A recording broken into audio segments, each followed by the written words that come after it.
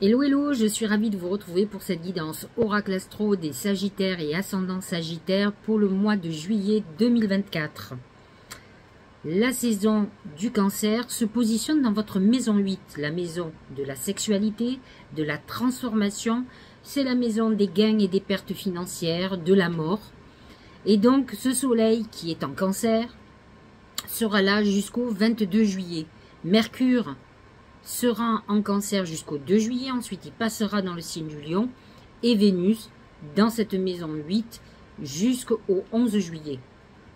Bien sûr, pour le Sagittaire, ce n'est pas un signe avec lequel il est très en harmonie. Cependant, je l'ai souvent dit, il faut savoir que le Sagittaire est un signe très complet. Il a 3 éléments en un, c'est-à-dire qu'il est signe de feu, ça c'est clair et net, mais comme c'est un homme à corps de cheval, il a les pieds sur terre.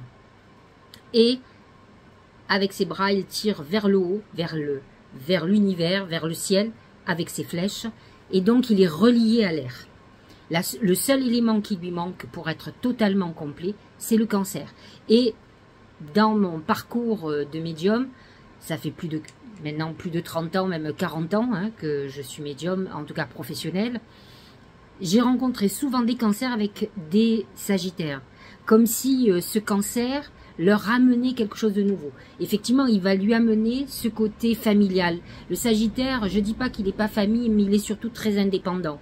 Il est contre les obligations, il est contre tout ce qui peut l'empêcher de bouger, de voyager. Alors ils ont ça en commun, le cancer aime bouger, voyager, plus particulièrement sur la mer, mais par contre il va lui amener ce côté famille, qui manque à tout l'élément du Sagittaire. Et donc, effectivement, cette période va lui amener peut-être un plus à ce niveau-là, malgré qu'il soit positionné dans cette maison 8. Certains Sagittaires et Ascendants Sagittaires peuvent être dans une période de réflexion au niveau financier.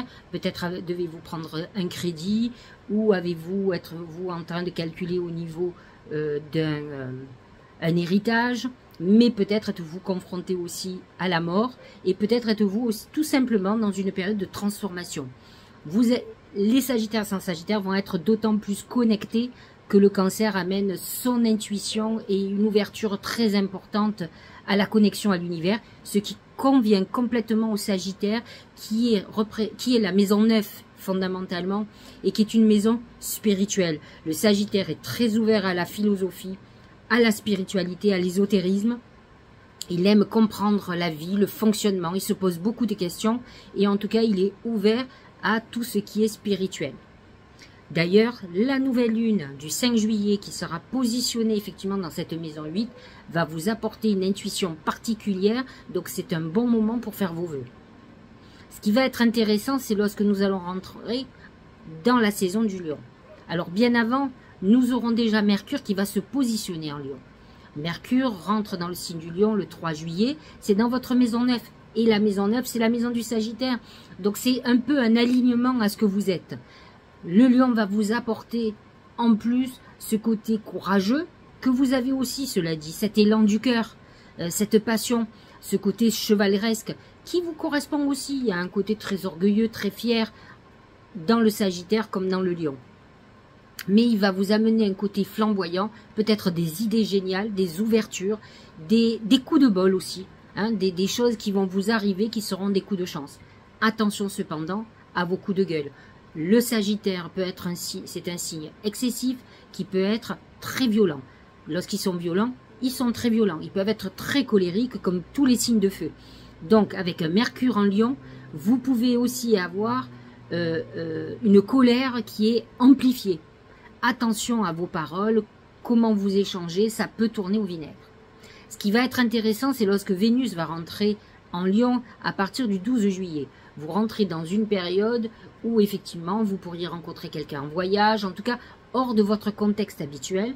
Vous pouvez rencontrer quelqu'un qui est d'une religion, d'une nationalité différente de vous, ou en tout cas qui vit dans une autre région que la vôtre. Cette originalité ou cet exotisme va être complètement un attrait pour vous. En tout cas, vous pourriez être très flatté d'une rencontre avec quelqu'un aussi qui soit très spirituel ou spirituel, qui vous apporte dans votre quête de savoir et de connaissances spirituelles, par exemple.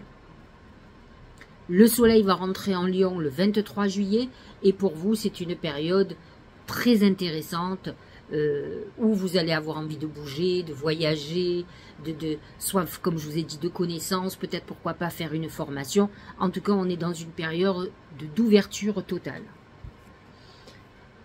Nous allons ensuite, Mercure va continuer à avancer, il va rentrer le 26 juillet dans le signe de la Vierge, qui n'est pas en harmonie avec votre signe, il est même en carré, comme on dit, mais par contre, il est positionné justement en angulaire dans la maison 10, qui est la maison de vos ambitions.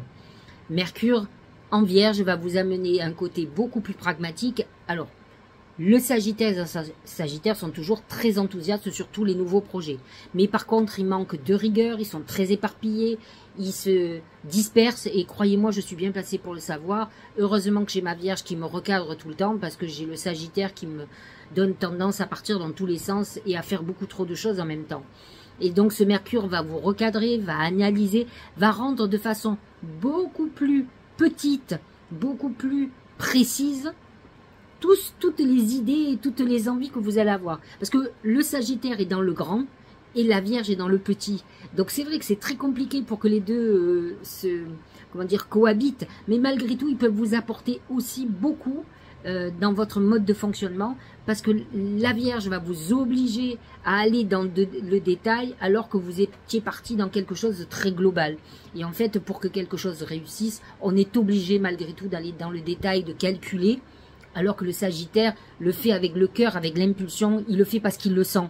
Mais il ne se rend pas compte que pour que son projet fonctionne, même s'il le ressent, il faut parfois des ajustements. Donc c'est vrai que Mercure, ce Mercure en Vierge va vous faire réfléchir à vos ambitions, vers où vous voulez aller, et elle vous permettra de réussir, parce qu'elle va calculer, elle ne prendra aucun risque, et le côté passionné du Sagittaire, le côté imaginatif, créatif, lui permettra d'aller vers le juste. Le Verseau, qui est un signe très complémentaire au Sagittaire, tous les deux très indépendants, de manière très différente, est positionné dans votre maison 3, qui est la maison de la communication et des échanges. Pluton amène une transformation dans vos relations avec des frères et sœurs, vous amène une transformation dans votre manière de communiquer, dans vos échanges. Vous allez fonctionner de façon tout à fait différente. Saturne et Neptune sont positionnés dans votre maison 4, qui est la maison du foyer. Pour nombre de Sagittaires sans Sagittaire, le côté familial et le foyer vont être des thèmes très importants. Alors, pas que ce mois de juillet, hein, toute l'année. Saturne est positionné dans le Poisson encore pendant 1 an et demi. Neptune est encore là pour un petit moment, mais il va bientôt sortir. Mais en attendant, il est dans votre maison 4 et donc vous êtes dans une phase très importante. Il peut y avoir des choses qui se font en cachette, comme vous pouvez avoir des très bonnes surprises. Vous êtes en train de recadrer vos relations. Peut-être que vous êtes en train de changer de domicile aussi. Saturne vous amène à tout ça. Mais bon, je vous l'explique, mais ce n'est pas vraiment le sujet du mois de juillet. Même si, malgré tout, le Cancer étant lié à cette maison 4 quand même, puisque la maison 4 c'est la maison du Cancer, et que la Lune est en Cancer, effectivement, nombre d'entre vous auront comme sujet votre foyer, votre lieu de vie, votre famille. C'est quelque chose qui fait que vous allez, c'est une réorganisation très importante. Peut-être avez-vous été dans l'erreur, vous n'avez pas fait ce qu'il fallait à un moment donné, mais vous êtes en train de vous recadrer et de régler le problème. Nous avons Mars qui est dans le signe du Taureau, positionné dans votre maison 6. Mars représente l'action. Ça peut être la guerre aussi, mais c'est l'action dans tout ce qui concerne vos routines habituelles. C'est lié à votre travail, lié à vos obligations. Vous allez agir peut-être pour changer de routine ou pour aller vers quelque chose qui vous équilibre, qui soit quand même intéressant. C'est-à-dire que j'ai des routines, mais il faut qu'elles me rapportent quelque chose. J'ai pas envie qu'elles soient juste stériles. Donc Mars, par contre, en maison 6, attention à la santé. Le Taureau étant un signe très épicurien et le Sagittaire aussi, faites très attention à l'alimentation. Et si certains d'entre vous sont diabétiques, attention, attention. Uranus est toujours positionné effectivement dans ce signe du Taureau en maison 6 et peut amener des bouleversements soudains au niveau de vos routines habituelles, donc un changement de vie qui s'opère de façon très rapide. Le Gémeaux, vous le savez, Jupiter rentrait dans le Gémeaux toute l'année, et là, il est positionné dans votre maison 7. Donc, nous avons Mars qui va rentrer dans ce Gémeaux, qui va rejoindre Jupiter le 21 juillet, et donc qui va amener... alors, Mars, vous le savez, c'est l'action, mais ça peut être aussi les conflits. Donc, nombre d'entre vous, Sagittaire sans Sagittaire, peuvent être dans des conflits vis-à-vis de couple, mais ils peuvent aussi agir en fonction du couple. C'est-à-dire avoir des envies de légalisation, puisque Mars rejoint Jupiter. Ils peuvent avoir envie de séparation. En tout cas, ils vont agir dans ce sens. Soit j'ai envie de me séparer, soit j'ai envie de m'engager. Et que ça soit dans un sens positif ou négatif, ce passage de Mars dans votre maison 7 pourrait être le point de démarrage de ces actions-là. Donc attention, ça peut être décisif sur juillet-août, hein, puisque Mars va continuer sa course sur tout le mois d'août, puisqu'il n'y est que... Il commence à peine, il est entre 0 et 6 degrés, donc il va faire toute une partie de 7 degrés jusqu'aux 30 degrés sur le mois d'août. Donc juillet-août pourrait être déterminant pour les Sagittaires et ascendants Sagittaires au niveau du couple, que ce soit dans un sens positif ou un sens négatif. N'oublions pas donc que nous allons avoir une pleine lune qui est dans l'axe pour vous 8-2, c'est votre axe financier, donc voyez ce qui se passe, d'autant plus que cet axe a déjà été activé, puisque nous aurons 2 pleines lunes en Capricorne cette fois-ci, sauf que cette fois-ci, la pleine lune en Capricorne du 21 juillet est à 29 degrés du Capricorne, donc elle termine, elle touche les derniers décans. Donc voyez où vous en êtes dans tout ce qui est financier dans votre vie. Voilà au niveau de l'astrologie. De toute façon, vous le savez, je fais toujours une corrélation entre les oracles et l'astro pour que vous compreniez ce que l'univers, vos guides et les miens ont à vous dire. Tout d'abord, nous allons commencer avec mon oracle, l'oracle magique du mar de café. Et voilà ce qu'il nous dit pour les Sagittaires et ascendants Sagittaires pour ce mois de juillet. Regardez, c'est le trésor. Le trésor représente la prospérité, les rentrées financières. Il représente l'abondance. Abondance financière, abondance de bénédiction. Donc c'est un mois très intéressant. C'est vrai que symboliquement, le cancer représente la nourriture et donc l'abondance de bénédiction, puisque symboliquement la nourriture représente aussi l'argent. Et donc vous êtes dans cette phase d'abondance qui peut être très intéressante pour vous. Donc vous avez un mois de juillet très fructueux. De toute façon, le cancer est positionné dans cette maison d'argent, la maison 8, et vous aurez eu 2 pleines lunes dans cet axe, puisqu'il y aura encore une pleine lune le 21 juillet, mais il y a déjà eu une pleine lune il y a très peu de temps, fin juin, qui était déjà dans cette phase. Donc vous avez entre fin juin et 21 juillet ce cycle lunaire qui aspecte vraiment tout ce qui est d'ordre financier, héritage. Donc vous êtes dans une période très intéressante et féconde. Nous allons voir ce que ça dit pour le travail et l'argent. C'est les mains. Les mains représentent le contrat. Vous êtes dans une période où vous pourriez signer un contrat très important. Vous pourriez réengager par exemple un dialogue si vous étiez en négociation par exemple. Vous pouvez signer un nouveau contrat de travail. Vous pouvez aussi décider de quitter un boulot et de faire une négociation qui soit fructueuse. Ou on vous donne de l'argent par exemple, puisqu'on sait qu'on est dans une période plutôt intéressante financièrement. En tout cas, on est dans un accord. On peut se séparer aussi de quelqu'un, sortir, aller dans un désaccord. Mais sachez-le, ça sera très positif pour vous parce que vous êtes dans une période très bénéfique. Jupiter est quand même positionné dans votre maison 7. Il faut s'attendre toute l'année, jusqu'à l'année prochaine, mi-juin, à ce que vous puissiez vous engager ou vous désengager. Que ça soit dans un contrat, dans une association, dans une collaboration, on s'engage par papier ou on se désengage aussi. Jupiter représente aussi la loi, et là, positionné dans votre maison 7, qui est la maison de la balance et de la loi, amène quand même quelque chose de juste et de justice, d'autant plus que le Gémeaux représente la vérité, et donc, ne vous inquiétez pas, les décisions que vous prendrez seront les bonnes. Au niveau amoureux, c'est le chameau. Alors le chameau, je le dis souvent, il fait partie des symboles qui représentent le Gémeaux, parce qu'il représente le mouvement, celui qui avance, c'est les transports, et ça correspond aux Gémeaux. Et donc dans le Gémeaux, on a ce Mars qui est positionné, on a Jupiter. Pourquoi dans l'amour? De toute façon, nous avons une Vénus en 9, par exemple à partir du 12 juillet, qui peut nous amener une rencontre sentimentale sur un voyage, sur un déplacement. Et le chameau représente aussi l'exotisme. On peut rencontrer complètement quelqu'un qui n'est pas de nos origines ou dans un pays étranger, un pays exotique. Donc vous pourriez être amené à rencontrer quelqu'un d'oriental ou africain ou autre qui est dans cet environnement-là. Au niveau santé, c'est les blés. Les blés, ça amène plutôt, alors si vous avez fait très attention, ce qui n'est pas très sagittaire, sauf que bon, il y a quand même quelques sagittaires qui sont très sportifs, hein. Sagittaire représente aussi le sport. Effectivement, si vous avez fait attention, vous inquiétez pas, vous aurez une bonne santé. Maintenant, que ce soit même dans le sport, si vous avez été excessif, ou dans la nourriture, ou dans l'alcool, ou dans tout ce que vous voulez, vous allez malheureusement récolter le fruit de votre débandade, on va dire, ou de vos excès. Donc c'est ça les blés. Maintenant, les blés amènent plutôt une période où on risque de grossir plutôt qu'une période où on risque de maigrir. Alors j'ai demandé à mes guides comment la chance allait se manifester pour vous ce mois-ci. Et là, nous avons la bougie. La bougie représente la prière. C'est un mois qui peut être très spirituel. Je vous l'ai dit, Mercure rentre dans le Lion, dans votre maison neuve qui est une maison spirituelle.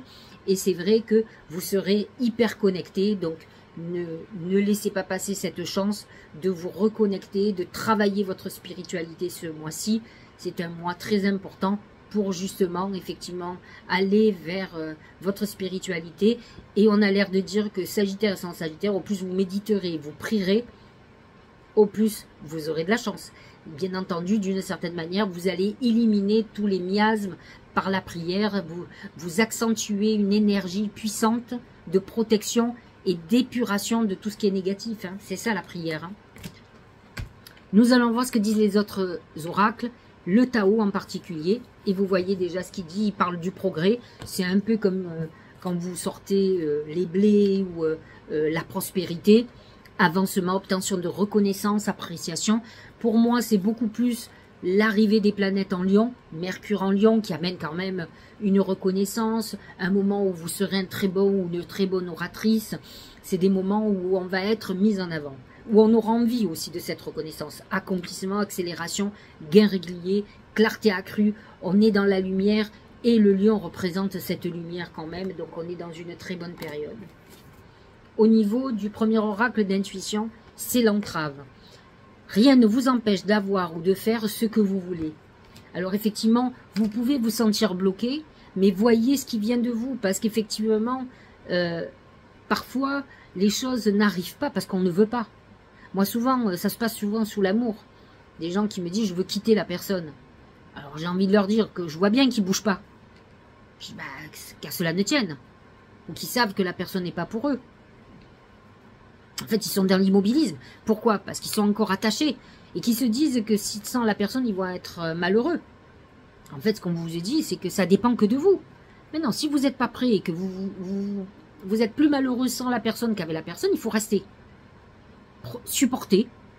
Mais quand à un moment donné, le fait de ne plus être avec la personne sera un soulagement et vous serez plus heureux ou heureuse sans la personne, vous aurez le courage de partir. Mais dans tous les cas, n'attendez pas d'avoir l'autorisation de l'autre. Hein. Faut pas dire oui, je sens que tu m'aimes plus, il vaut mieux que ça se sépare, qu'est-ce que tu en penses? L'autre, s'il n'a pas envie de se libérer de vous, vous allez attendre.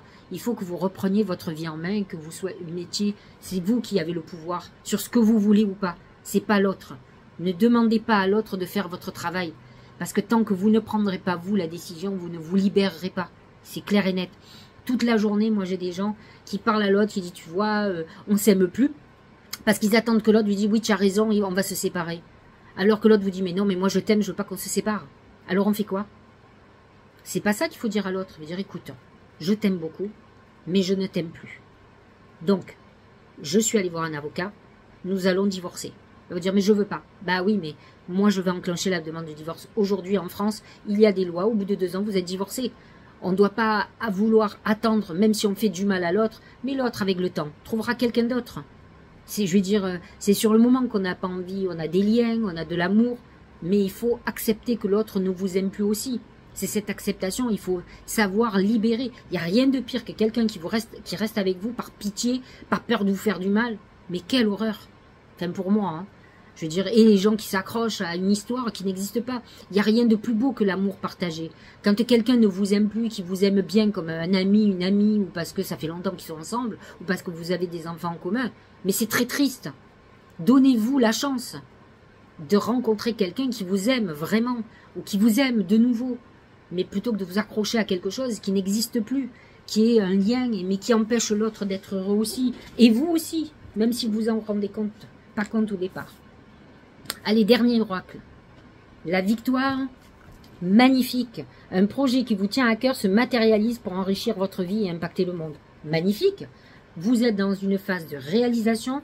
J'ai envie de vous dire qu'à partir du moment où le soleil va rentrer en Lion, à partir du 23 juillet, ou même Mercure va rentrer, parce que Mercure, c'est aussi tout ce qui est business, c'est les affaires. Vous allez voir qu'il y a des choses qui vont se débloquer dans votre vie et que vous allez voir que les choses commencent à prendre tournure pour vous. Donc, vous avez un très bon mois de juillet et je pense que vous aurez un très bon mois d'août. Je m'avance un peu, mais les planètes en Lion sont plutôt très favorables pour vous. J'espère que cette guidance vous aura éclairé. Entendez mes avertissements. Faites ce qu'il faut dans votre vie. Ne vous accrochez pas à quelque chose qui est terminé. Et dites-vous que si quelque chose se finit, vous allez avoir le bonheur d'avoir une nouvelle porte qui va s'ouvrir pour votre plus grand bonheur. Essayez de ne pas pleurer trop longtemps sur le passé qui se termine. Je vous embrasse, et je vous dis à très bientôt. Passez un très très bon week-end.